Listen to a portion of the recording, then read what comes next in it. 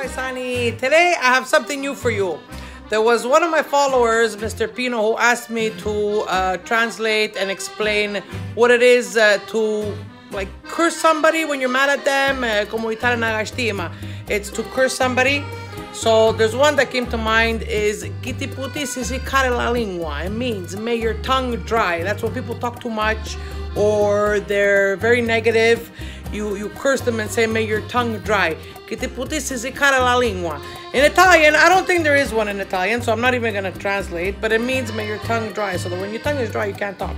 So that's the word for today. Actually, it's not a word, it's a sentence, it's an expression. It's kind of a curse to somebody that is getting on your nerves. So that's it for today.